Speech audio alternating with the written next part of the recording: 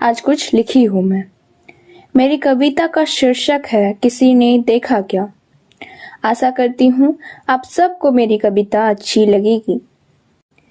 सीता के पत्नी धर्म को तो सबने बड़े मान से देखा था, पर उर्मिला के 14 वर्षों के मौन इंतजार को किसी ने देखा क्या। राधा की विरह वेदना पर तो युगों युगों तक गीत बने, पर मीरा की भक्ति में छिपे त्याग और तप को किसी ने देखा क्या।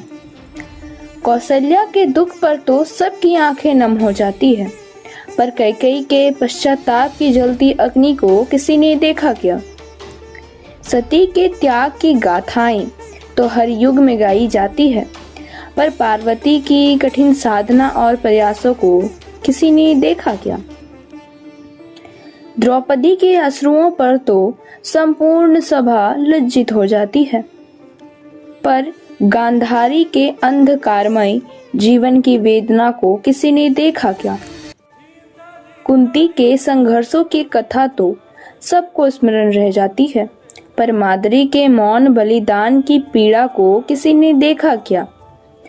अहिल्या की मुक्ति का प्रसंग तो सब श्रद्धा से सुनते हैं, पर वर्षों की उनकी एकाकी प्रतीक्षा को किसी ने देखा क्या।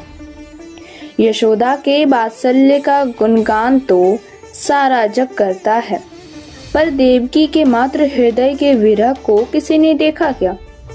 मंदोदरी की बुद्धिमता की चर्चा तो कहीं कहीं हो जाती है, पर उसके टूटते सपनों के आर्तनाद को किसी ने देखा क्या। तारा की नीति और धैर्य का मूल तो बहुत कम आंका गया, पर उसके बिखरे हुए जीवन के संताप को किसी ने देखा क्या। जग ने सदा उजाले वाले पात्रों का ही गुणगान किया, जग ने सदा उजाले वाले पात्रों का ही गुणगान किया, पर छाया बनकर जीने वालों का मौन सम्मान किसी ने किया क्या।